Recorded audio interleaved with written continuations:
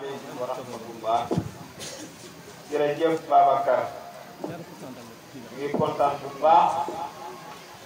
di nuyu mbooloo mi yëpp. kenn ku nekk di turam ak jëmmam. di leen dalal fii ci Taïba Bayène. dëkku Maam Tamsir Mbaye.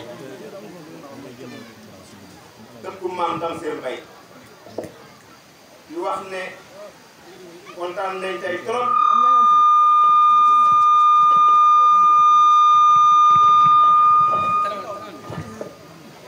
bi nga xamee ne tey bokk nañ ci dëkk yi nga xam ne ñu ngi màggal di biir sallallahu alayhi wa sallam waaye nag ñu amaat beneen contentement boo xam ne balaa ñoo jox monsieur le maire kàddu gi dañ ko koy wax mooy xale yii taxaw wax fii ki doon jàng discours bi doomu Aliou Gueye sax waaye moo téewoon discours bi di wax ànd ci ñoom ñu bëree bëri yi taxawal si bii waaye li mu wax yëpp li ma jëppal solo mooy dafa wax ne ku wax changement rek da nga wax ndaw dëgg-dëgg loolu dafa lu am lamb lu bëri bu ci yemoon ndaw mooy jàng ndaw mooy góorgóorlu ndaw mooy am ambition pour jëmale dëkkam kanam dëgg-dëgg kon monsieur le maire xale yii bëgg naa ngay bàyyi xel bu baax ci ñoom ak li ñuy wax fii ndaxte su fekkee ne ñoom ay xale lañ yoo xam ne jàng nañ ba xam suñ jëm am seen i ambition dox jëm ca ku leen jàppale ñu dem ca ku leen jàppale ñoom fas yéene yegg loolu dafay baax trop nga di ko xam te di sóoraale waaye ma di leen ñaax nag ñoom ne bu fekkee da ngeen bokk ci benn groupe WhatsApp boo xam ne lu néew néew mat na 300 personnes su ngeen doon def weer wu dee kenn ku nekk def 1000 francs day nekk 300 000 francs par mois 300 000 francs yooyu suñ ko doon def fukki weer ak ñaar ñaata la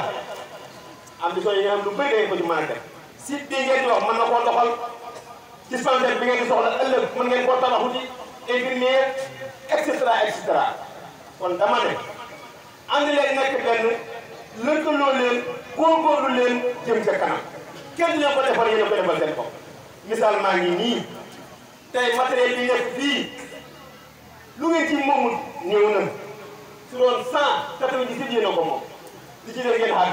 te fas ngeen yéen a balaa ngeen a taxaw lépp ngeen man dara du ko def nag lu may takkatoo nekk benn am ambition dox jëm jërë ngeen jëm ñu leen di gërëm bu baax di leen sant di wax monsieur le maire ne kon nag seen fu ngeen ku ko am war ngay bàyyi xel ci ñoom waaye nag am nañ yaakaar ci yow pour nga bàyyi leen ci xel ndaxte kat maire mii ñuy bëgg a jox kàddu gi bi mu nekkee ci boppu commune bi